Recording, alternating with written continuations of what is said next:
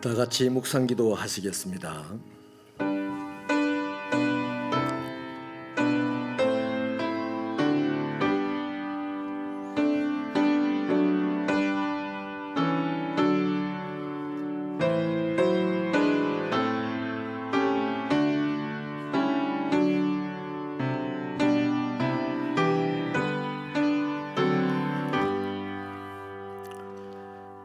하나님께서 구하시는 제사는 상한 심령이라 하나님이여 상하고 통회하는 마음을 주께서 멸시하지 아니하시리이다.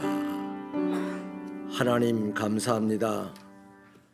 이 수요일 저녁을 아버지 하나님의 거룩한 집에서 모이도록 우리를 불러내시고 순례의 길 40을 진행할 수 있도록 영적 은혜를 주심을 진심으로 감사합니다.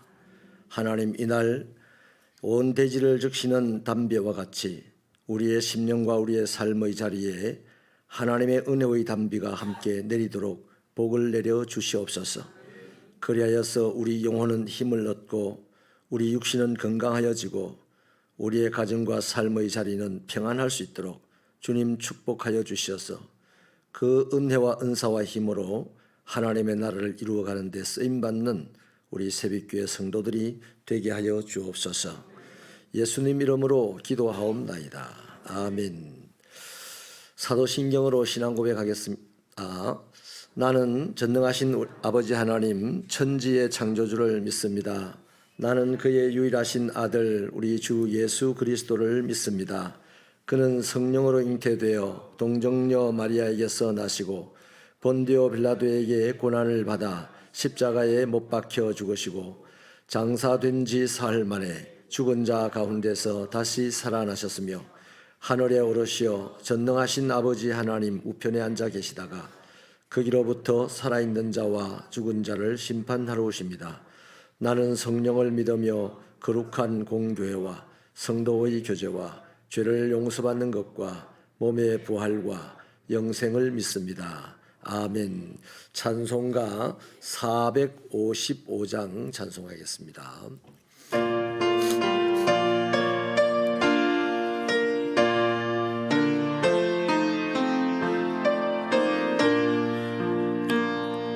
주님의 마음을 본받는 자 그 마음의 평강이 찾아오면 험악한 세상을 해결하며 하늘로부터의 마음으로도 주님의 마음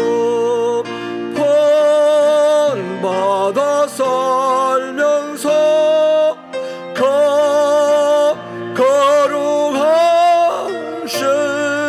나도 이루리. 주 모습 내 눈에 안 보이며 금속 내 귀에 안 들려도 내 영혼 날마다 주를 만나 신령한 말씀 늘 배우도록 주님의 마음 본받아 살면서 그 거룩하심 나도 이루리. 가는 길 거칠고 험하여도 내 맘에 불평이 없어지면 십자가 고난을 예견하신 주님의 마음 본받음이라. 주님의 마음 본받아 살면서 그 심 나도 이루리. 주의 주께서 세상에 다시 오실 그날엔 무성도 변화하여 주님의 빛나는 그 영상을 다 함께 보며 주 찬양하래. 주님의 마음 본받아 살면서 그 거룩하심 나도 이루리. 예, 차정옥 교육사님 기도하시겠습니다. 사랑하는 하나님, 순례의 길 43번째 해 37번째 날을 수요 예배로 드리게 하심을 감사드립니다. 보배롭고 존귀한 주님의 말씀으로 그리스도의 장성한 분량에까지 자라나라고 가르치시고 인도하여 주시건만 우리는 매일 시시각각 생명의 길과 사망의 길 사이에서 우왕좌왕합니다. 마음으로는 주님의 모습을 본받아 하나님을 영화롭게 하며 하나님을 종일토록 기뻐하기를 소원하지만 육신의 정욕과 안목의 정욕과 이생의 자랑에 빠져 교만함과 비굴한 가운데 살아가는 우리입니다. 이 시간 통회하며 회개하오니 우리의 죄를 용서하여 주시고 주님의 말씀 가운데 다시 돌이키게 하소서. 죄와 싸워 이길 수 있는 힘과 능력으로 성령님 함께하여 주소서. 올해 다시 시작하는 교회로 나아가게 하심을 감사드립니다. 하나님께서 돌아오셔서 무너진 장막을 다시 지으며 허물어진 것을 다시 지어 일으키심으로 주님을 믿는 자들이 다시 주님을 찾게 하시겠다는 말씀을 부여잡고 믿음으로 나아가오니 위 목사님을 위시하여 온 교우들이 교회가 진행하는 모든 사역에 한 마음과 한 뜻으로 달려가게 하소서. 정치 사회적으로 일어나는 수많은 갈등과 반목들이 사라지게 하시고 이 땅을 다시 한번 번영케 하셔서 선교 한국이 되게 하소서. 진실한 예배가 회복되고 하나님의 말씀이 풍성하여 교회의 모든 사역이 지역사회의 빛이 되게 하소서. 국내외적으로 이단이 바로하는 이때 우리가 협력하는 성교사님과 기관의 사역에 위로와 힘과 능력을 더하여 주소서. 성도들의 가정에 화평과 기쁨의 복을 주시고 병중에 고통받는 성도들에게 건강과 치유의 은혜를 허락하소서. 성도들의 직장과 사업에 야곱과 같은 형통의 복이 따르게 하소서. 이 시간 귀한 말씀을 듣습니다. 듣는 마음을 주셔서 하나님 주신 말씀을 새겨 듣고 삶으로 살아 주님의 증인이 되는 복된 우리가 되게 하소서. 윈 목사님께 성령의 권능이 충만하시길 소원합니다. 하나님께서 맡기신 사역을 감당하시기에 부족함이 없도록 필요를 따라 모든 것 채워주소서. 영과 진리로 주님께 예배드립니다. 주님 홀로 영광 받아 주소서. 주 예수 그리스도 귀하신 이름으로 기도드립니다. 아멘. 아멘.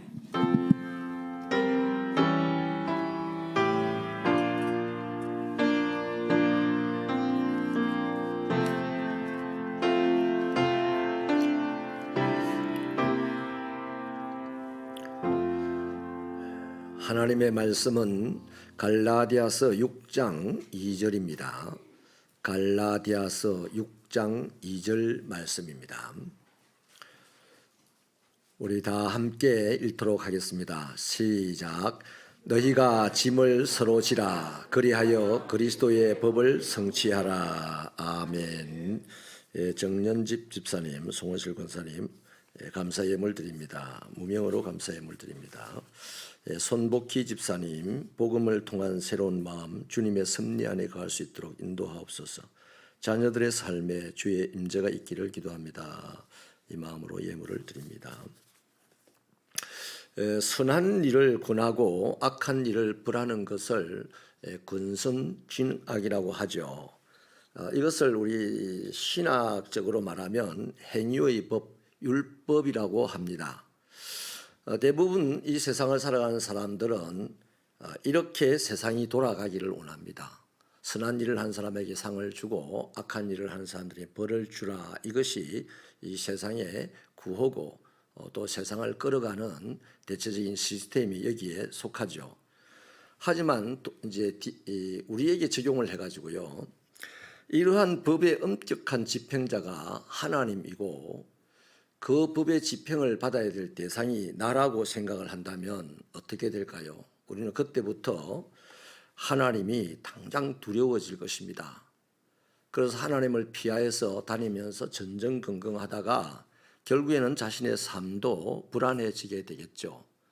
이 대표적인 인물이 가인이라는 사람입니다.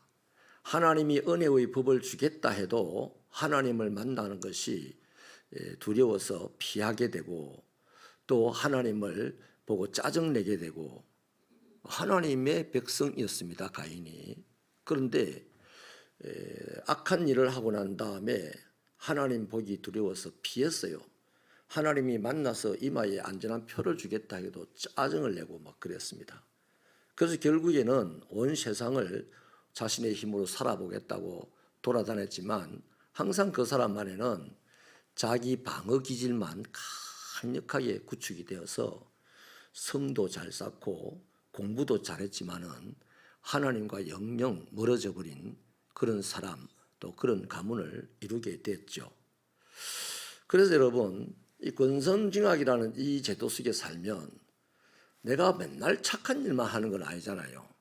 나라는 한 사람을 하루에 딱 시간 단위로 쪼개어 보면 어떤 때는 착한 일을 했는데 어떤 때는 악한 일을 하거든요.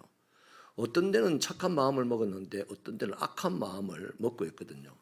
근데 이거를 갖다가 이제 세상의 법 중에서는 안 들켰으니까 뭐 착한 일 한 나를 막 자랑하면 이제 세상에 표창장도 주고 합니다. 근데 하나님에게는 들키잖아요. 하나님 모르는 것이 없잖아요. 이 권선징악의 법을 우리에게 딱 하나님의 백성인 우리에게 딱 적용을 하면 우리는 날마다 가인처럼 하나님 만나는 것이 두려울 거고 또 하나님을 만나십시오 목사가 이렇게 얘기하면 화를 벌컥 내게 될 거고 구약 성경에는 그런 말 자꾸 하니까 그런 말 못하도록 사람을 썰어서 죽이더라고요. 돌로 쳐 죽이든지. 결국에는 그 사람은 하나님과 멀리 떨어져서 유리방황하다가 그냥 지옥 가버리는 거죠. 그래서 하나님의 백성들에게는 권선징악이라는 이것이요 좋은 말 같아도 세상 사람들에게는 더 이상 좋은 말이 없어요. 지옥 갈 사람들에게는. 그런데 천국 갈 사람들에게는 이것까지 오물투성이 같은 말이 없는 것이죠. 자, 우리가 반대로요 우리가 믿는 예수님은 우리의 모든 죄와 허물을 대신 지고 십자가에서 죽으셨습니다. 사실 이 사실을 십자가에서 죽으실 때 우리의 죄와 허물을 지고 죽었다. 이 사실을 믿는 사람, 더 구체적으로 갈라디아서서 말하기를 예수와 함께 십자가에 못 박혀 죽었다고 생각하는 사람, 또 이제 내가 지금 사는 것은 내가 사는 게 아니고 예수가 내 안에서 주인이 되어서 산다. 이렇게 고백하고 사는 사람. 그래서 나는 지금부터 살아가는 삶의 방식이 예수처럼이어야 한다 하고 예수처럼 살려고 몸부림을 치는 그 사람. 그런 사람들은요 사실 형벌도 없고 심판도 없잖아요. 뭐 간단히 말해 예수를 믿는 사람은 어떤 형벌도 이제 없습니다. 심판도 이미 우리를 예수 믿는 사람을 피해갑니다. 이것을 갖다 뭐라고 합니까? 믿음의 법이라고 하죠. 믿음의 법. 또 복음이라고 합니다. 그래서 로마서 3장 27절은 우리가 구원을 받은 것에 대하여서 우리 자신이 뭔가 한 것이 없기 때문에 우리 행위를 자랑할 것이 하나도 없다 그럽니다. 믿음의 법으로 구원받았기 때문이죠. 자, 그렇다면 이제 또 이런 발상을 아주 기발하게 하는 사람이 있어요. 자, 그러면 이제 그리스도인인 나는 율법을 다시는 지킬 필요가 없지. 이런 발상을 하게 될 것이고 또 얼마든지 죄를 지어도 하나님의 그 사랑, 독생자 예수를 주시기까지 나를 사랑해 주신 죄인이 나를 사랑해 주신 분이기 때문에 내 죄를 십자가에다 못 박아버렸기 때문에 이제 내가 죄를 지어도 아무 탈이 없어. 편안해. 이렇게 생각할 수 있는 사람들이 있어요. 그런데 그건 아닙니다.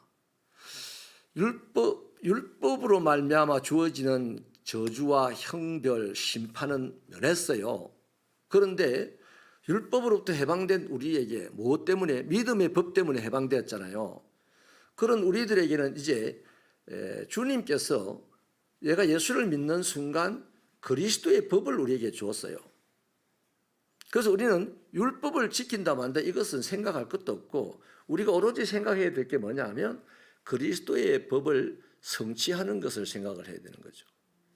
이게 예수님이 우리에게 당신의 법을 주셨다는 겁니다. 그 법이 뭡니까? 오늘 본문에 보니까 서로 짐을 져라 하는 겁니다. 본문에서 뭐라고 합니까? 너희가 짐을 서로 지라 그리하여 그리스도의 법을 성취하라 이렇게 말하잖아요. 자, 행위의 법, 율법으로 사는 것과 그리스도의 법, 복음으로 사는 이 삶의 차이가 무엇이겠습니까? 율법도 말하는 내용과 주제가요, 그리스도의 법하고 다른 게 없어요. 율법 말하는 주제가 뭡니까? 하나님과 이웃을 사랑해라 이 말 아닙니까? 그리스도의 법도 같습니다. 명령은 똑같은데 그 법을 지키는 동기가 달라요.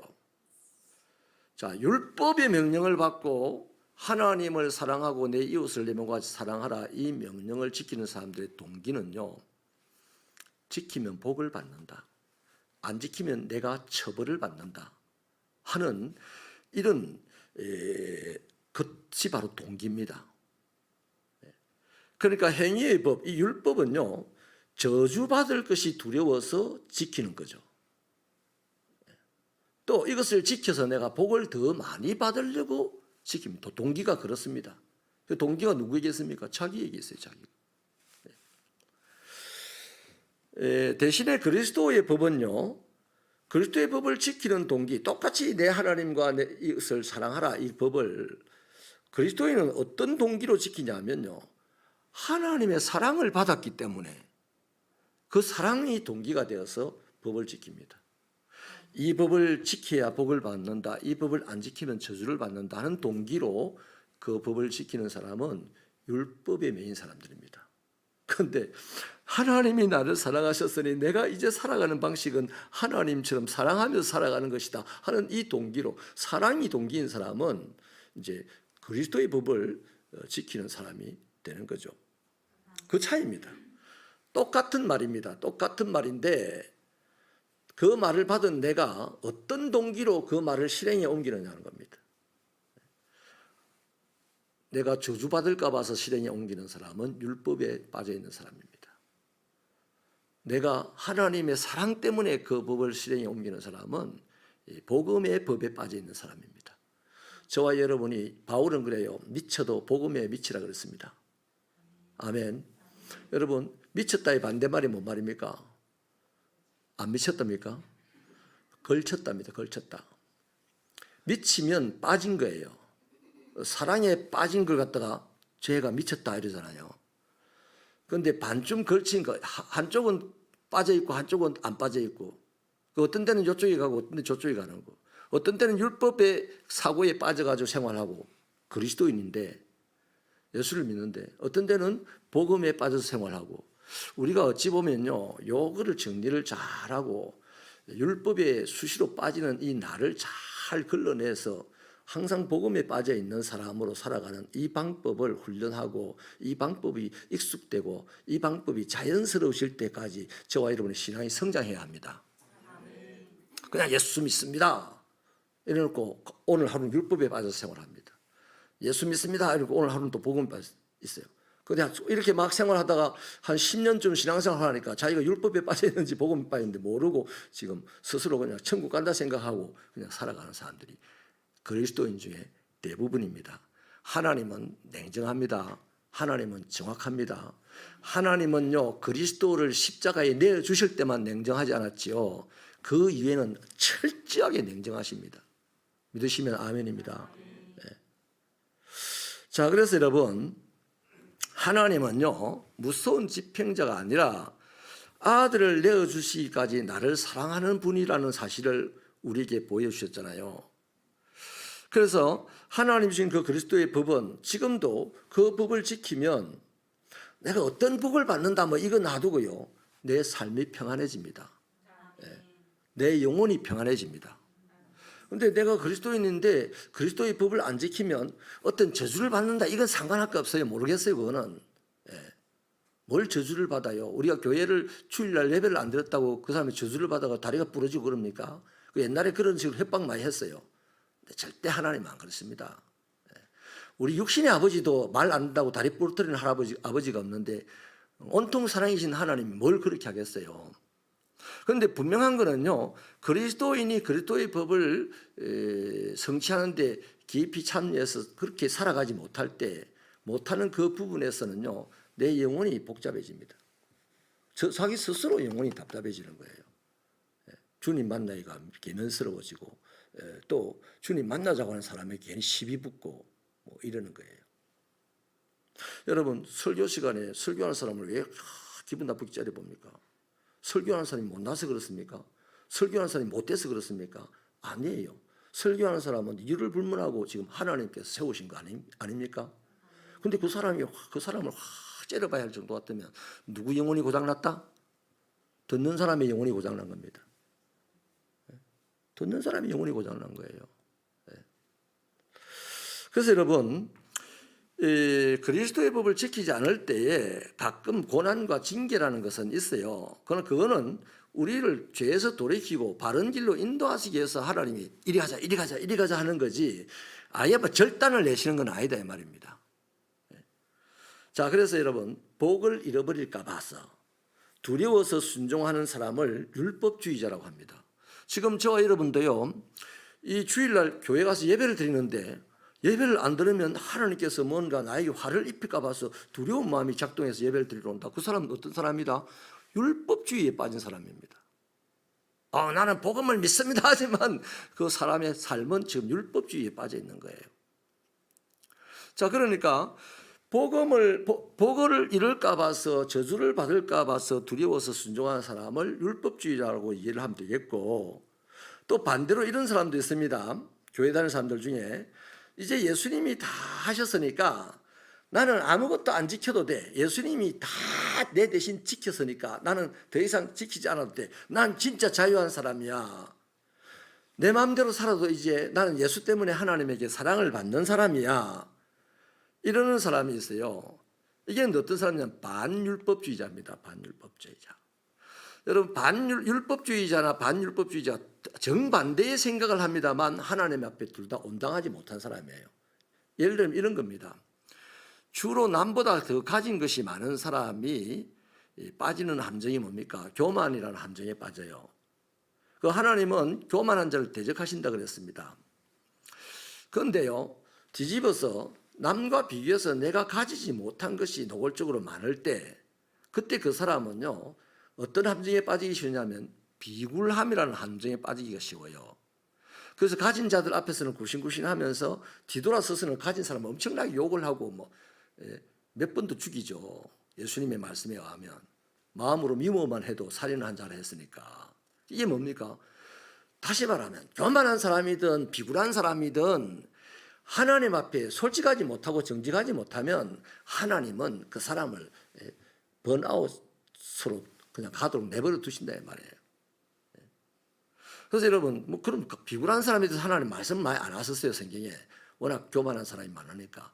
교만한 사람에 대한 얘기를 주로 많이 하셨죠. 그런데 비굴함도요, 똑같이 하나님 앞에서 온당치 못한 거예요. 그래서 율법주의자도 하나님에게는 버림받을 자고 반율법주의자도 하나님에게는 버림받을 자입니다. 하나님에게 버림받지 않는 사람은 누구냐 하면 예수와 함께 십자가에 못 박힌 사람, 예수가 주인이 돼서 살아가는 사람, 예수처럼 살아가는 사람, 그 사람만 오롯이 하나님의 품에 안길 사람들이라는 거죠. 저와 여러분이 거기에 이르도록 치열하게 살아야 될 줄 믿습니다. 한 가지 더 예를 들어볼게요. 율법주의, 반율법주의. 이 돈을 예를 들어보겠습니다. 돈. 여러분, 우리 사람들이 살아가는 가운데 돈이 굉장히 중요한데 이 중요한 돈을 우리는 헌금을 하게 되죠. 근데 저와 여러분이 헌금을 하는 만큼 우리 수중에 돈은 불어난다, 줄어든다? 믿음으로 억만배로 불어납니까? 우리가 하나님께 헌금하는 만큼 내 호주머니에 돈은 줄어듭니다. 당연히 줄어들어요. 그런데 어떻게 이제 율법주의자 어떻게 생각하냐면 내가 이렇게 헌금했으니까 하나님께서 나에게 억만배로 채워줄 거야. 이렇게 생각을 하고 헌금을 하는 태도를 갖게 되고요.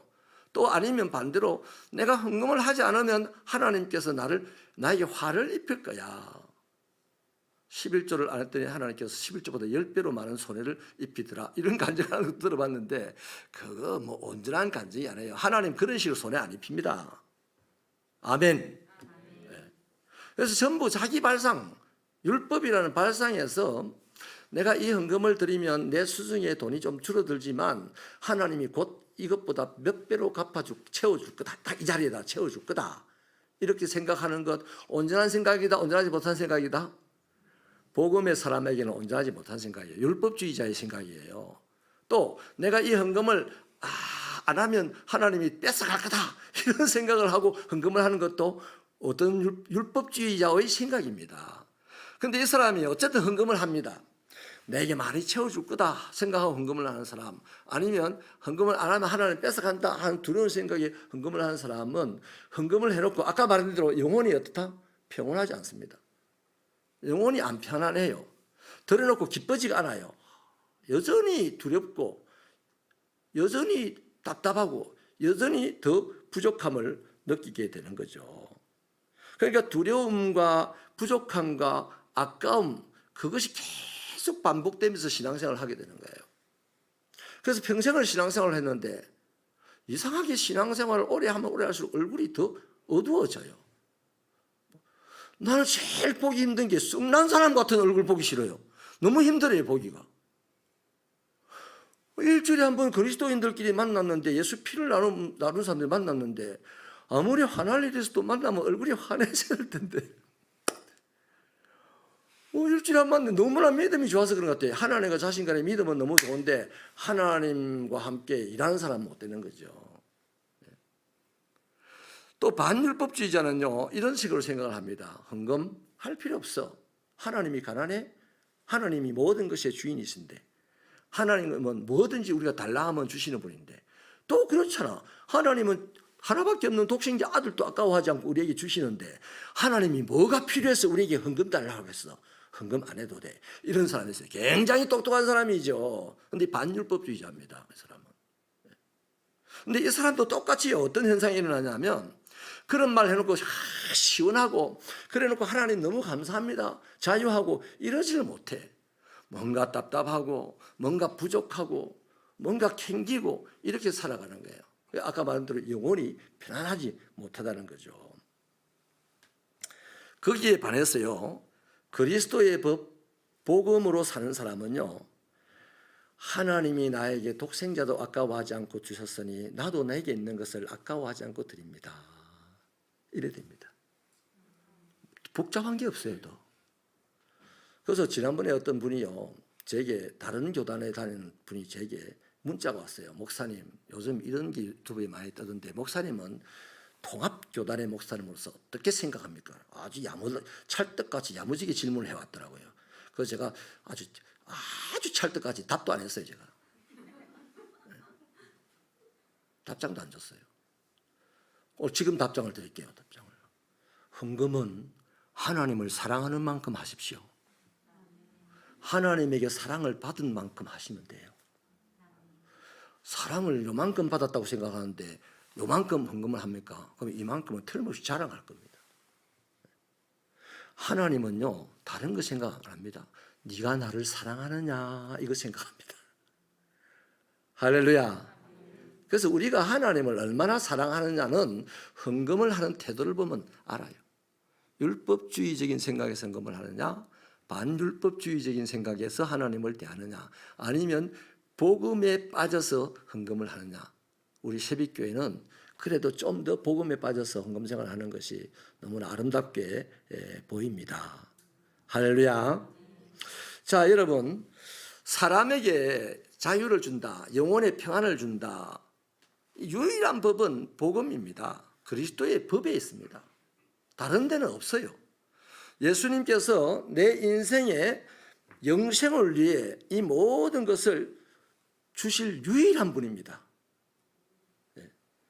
예수님이 복음의 법에 빠져 있는 사람은요, 이 사람이 가난해도요 이런 기대를 합니다. 내가 가난하지만 이 가난 때문에 이 세상을 내가 부끄러움 당하고 살게 하지 않으실 분이 부유하신 주님이다. 내가 병들었지만 병든 채로 이 세상에서 의미 없이 살다가 끝나지 않도록 하실 분이 고치시는 하나님이다. 이런 생각을 하면서 가난해도 병들었어도 소망이 가득 차 있어요. 할렐루야. 그 사람에게서 하나님의 역사가 일어나는 겁니다. 그게 바로 믿음의 역사입니다. 그래서 절대로 자기 부족함, 그 부족함이나 가난함이나 또 무지함 때문에 세상에서 비굴해지거나 부끄럽게 살아가거나 숨어 살거나 하지 않습니다. 부족하고 가난하고 못 배웠어도요, 자기가 믿는 그 예수 때문에 당당하게 살아가는 겁니다, 세상을. 우리 새벽교회가 가난한 사람과 부자가 비교되지 않는 교회 되기를 바랍니다. 많이 배운 사람, 못 배운 사람이 비교되지 않는 교회 되기를 바랍니다. 아니, 그런 분은 없겠습니다. 예를 들어서 초등학교 나온 분이 우리 교회에 부장이 되면 대학원 나오신 분이 그 교회의 부원이 되었다면 초등학교 나온 부장님의 말에 순종하세요. 아멘. 배우도 못한 게 대학원 나온 나를 가르치려고 들어, 나를 시키려고 들어. 네가 부장이긴 하지만 내 말대로 해라. 이러면 안 된다 말이죠. 하나님이 슬퍼합니다. 사람들은 그걸 자세하게 잘 몰라요. 근데 하나님은 정확하게 아셔서 그러한 일들을 슬퍼하시는 거예요. 그래서 여러분, 가난해도 못 배워도 부족한 것 투성이라도 자기가 믿는 그 주님을 기대하고 오늘 살 때 그 기대, 그 소망 때문에, 그 꿈 때문에 얼굴이 펴집니다. 마음이 평안해집니다. 이런 사람은 항상 믿음의 역사가 하나님에 의해서 일어나기 때문에 결국 따라가면서 일어난 하나님의 역사 때문에 온 세상에 하나님의 사랑을 또 하나님의 능력을 보여주는 통로가 될 수 있는 것이죠. 그래서 이 행위의 법, 율법에서 벗어날 수 있는 유일한 길은 믿음의 법, 복음을 받아들이는 거예요. 그것밖에 없어요. 우리 복음 다 받아들였죠? 오늘도 받아들였습니까? 매일같이 복음을 받아들이지 않으면, 이 믿음의 법, 그리스도의 법을 받아들이지 않으면요, 받아들이지 않는 그 순간은 내가 복음으로 살아갑니다. 희한합니다. 그래서 우리는 날마다 죽어야 됩니다. 날마다 예수께서 다시 살려주시는 그 은혜가 있어야 돼요. 그럴 때 내가 복음으로 안 살고 그리스도의 복음으로 사는 사람이 되는 거예요. 네? 여러분, 용비어천가에 보면 뿌리 깊은 나무가 바람에 흔들리지 아니한다 이런 말을 했죠. 이게 이제 우리 인간 세상에서의 상식입니다. 상식인데 그 상식을 무너뜨린 나무가 이 레드우드라고 하는 나무가 있어요. 빨간 나무라는 건데 미국의 캘리포니아 쪽에 있는 전나무입니다. 이 나무는 키가 120m 이상 자라요. 장관입니다. 그 숲을 들어가 보면요. 근데 그 나무들의 뿌리는요, 불과 1m 이내에 있습니다. 뿌리가 안 깊어요. 그 화산지대이기 때문에 뿌리가 밑으로 못 내려갑니다. 근데 어떻게 이 나무들이 그렇게 오랜 100년 이상씩 수백 년을 수명을 가지고 살아갈까요? 바람이 그렇게 불어도 안 넘어가고. 뿌리가요, 나무 키는 120m 이렇게 되는데 뿌리는요 1km, 2km 막 가는 거예요, 뿌리들이. 그래서 이 나무 저 나무 그 숲의 나무들 전부에 뿌리가 다 얽혀 있어요. 그러니까 바람이 아무리 불어도 나무는 안 넘어가는 겁니다. 부러졌으면 부러졌지 뽑히질 않는 거죠. 우분투라는 말 많이 들어보셨죠? 이 우분투라는 말은 네가 있어서 내가 행복하다라는 뜻입니다. 아프리카 반투족의 말인데 이 말이 세상에 소개된 일화가 있습니다. 한 인류학자가 이 반투족의 마을에 들어가서 연구를 하다가 동네 꼬마 아이들이 막 몰려 노는 것을 보고 거기 가가지고 애들을 불렀습니다.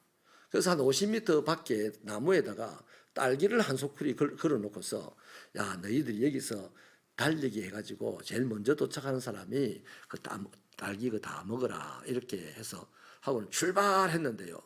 얘들이 출발하니까 애들이 서로 막 웃으면서 킥킥거리면서 서로 막 손을 잡는 겁니다. 모두가 다 손을 잡아요. 그리고는 막 소리를 지르면서 막 즐거워하면서 막 달려갑니다.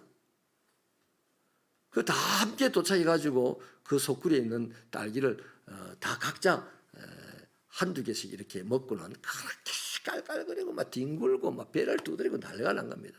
그래서 이 인류학자가 신기해가지고 야 너희들 왜 1등 가면 혼자서 다 먹을 텐데 왜 빨리 안 달리고 다 같이 가서 이렇게 하지? 이랬더니 얘들이 한 가지로 한 말이 우분투 이랬답니다.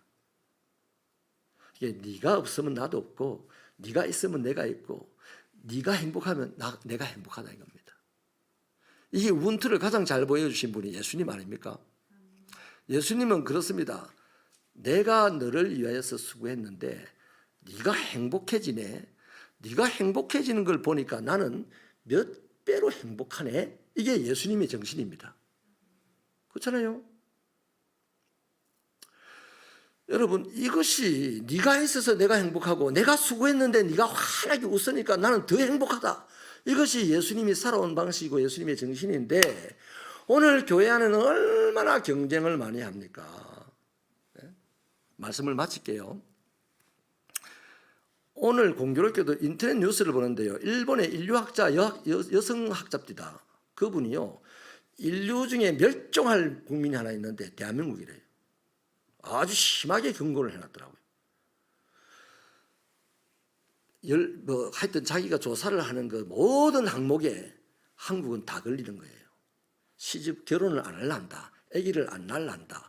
아기를 낳을 수 있는 뭐 비법이 정부에 없다. 뭐 전부 다에 걸쳐서 다 걸리더라고요. 그래서 멸종을 한다면 대한민국이다.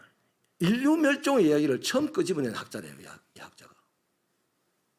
종종 멸종을. 그런데 솔직히 우리나라 보면요. 지금 초고도로 경쟁하는 사회가 됐습니다. 그리고 급속도로 인구가 줄어들고 있고요. 모든 면에서 우리 대한민국은요. 뭐가 필요하냐면 지금 우분투가 필요합니다. 예수 정신이 필요합니다. 일본 학자든 또 다른 세계 여러 석학들도요. 한국이 앞으로 2050년? 지금 2023년이죠. 2050년 가면 한국이 세계에서 아주 작은 민족으로 전락할 거다는 학자들이 많아요, 지금. 근데 그분들의 말은 과학적으로 증명해서 이제 이렇게 발표를 하는 말이잖아요. 그런데 과학이 범접하지 못하고 감당하지 못하는 일을 누가 합니까? 하나님이 하시지 않습니까? 주의 정신이 하지 않습니까? 그 대한민국은 세계에서 가장 빠르게 성장한 나라이기도 하잖아요. 대한민국이 일제시대는 없어질 거라고 다 세계가 생각했는데 지금 세계에서 12번째로 많이 언급되는 나라 아닙니까? 그러니까 지금 세상 사람들이 또 학문적으로 대한민국이 없어질 나라다라고 보고를 하지만 이런 나라이기 때문에 이걸 빨리 이 경고를 받아들이고 어떻게 해야 돼요? 깨어나야 되는 거예요. 근신해야 되는 거예요. 교회가 뭐 해야 됩니까? 먼저 교회에 다니는 사람들끼리 우분투해야 되는 겁니다. 당신이 웃으니까 난 참 행복합니다. 내가 지금 수고를 했는데 당신이 웃으니까 나는 더 행복합니다. 이 정신이 있기를 바랍니다. 얼마나 피곤합니까? 직장 가면 피곤합니다. 세상의 사람들 관계 속에서 피곤합니다. 윽박 지르는 사람들이 많습니다. 근데 교회 와가지고요, 나 한 사람을 보고 행복해지는 그 사역을 하시기를 축원합니다. 그때에 교회를 통해서 세상은, 대한민국은 다시 한번 하나님의 거대한 영광으로 온 세상을 밝히는 날이 올 줄로 믿습니다. 기도하시겠습니다. 하나님 아버지, 우리 새빛교회 성도들 이 순례의 길을 하는 동안 예수 정신으로 충만하게 하여 주시고 내 방법으로 내 실력으로 신앙생활을 하는 자들이었던 우리가 이제 예수 방법으로 신앙생활을 하는 우리들이 되도록 은혜를 베풀어 주옵소서. 이 시간에 주어진 이 감사의 예물 아버지 하나님 받아주시고 하나님의 은혜로 채워 주옵소서. 얼마 남지 않는 이 순례의 길을 아버지 하나님의 은혜 가운데 붙잡아 주셔서 모두가 소기의 목적을 달성하고 하나님의 영광을 누리게 하여 주옵소서. 예수님의 이름으로 기도하옵나이다. 아멘. 교회 소식을 나누겠습니다. 다른 광고는 주보를 참고하시고요. 다음 주일이 부활주일입니다. 이 부활주일 새벽부터 다시 주일 새벽 기도회가 시작이 되겠습니다. 부활주일을 준비하면서 고난주간에 주님과 동행하는 저와 여러분 되기를 소원합니다. 토요일 날 부활절 맞이 대청소가 있겠습니다. 우리 찬송가 255장입니까? 220장입니다. 찬송가 220장 찬송하시고 주님과 주신 기도로 예배를 마치겠습니다.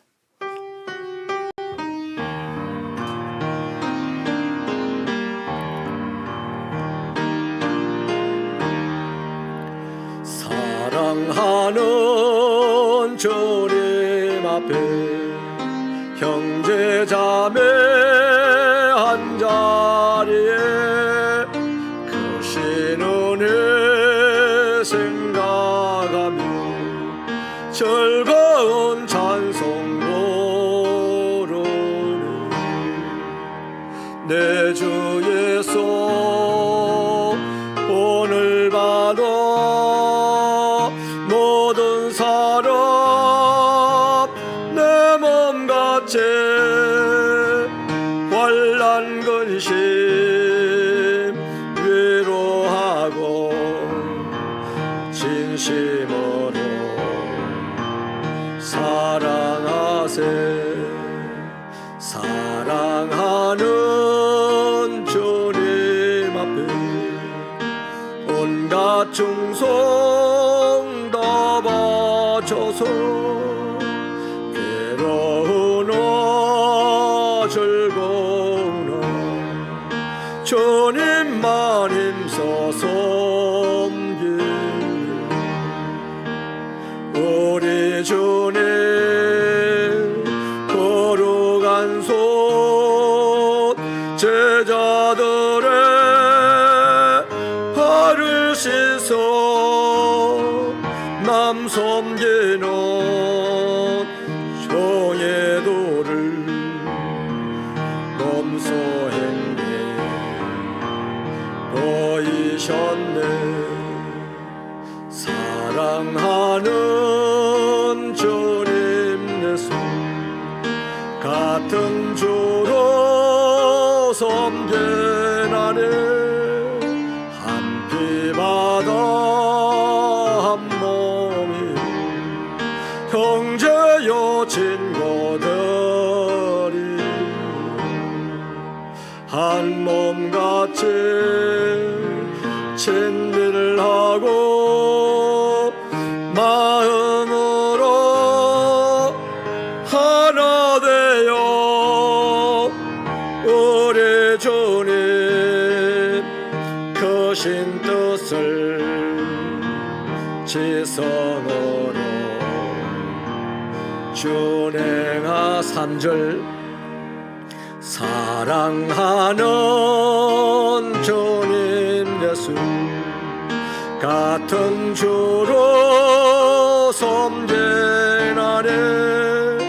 한 피바다 한 몸이로 형제여 친구들이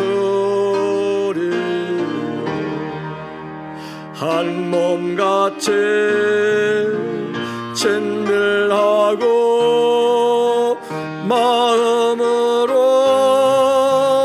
하나 되어 우리 주님 크신 뜻을 지성으로 준행하세. 하늘에 계신 우리 아버지, 아버지의 이름을 거룩하게 하시며 아버지의 나라가 오게 하시며 아버지의 뜻이 하늘에서와 같이 땅에서도 이루어지게 하소서.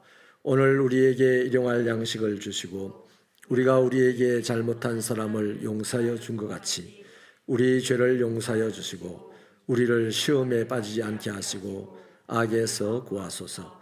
나라와 권능과 영광이 영원히 아버지의 것입니다. 아멘.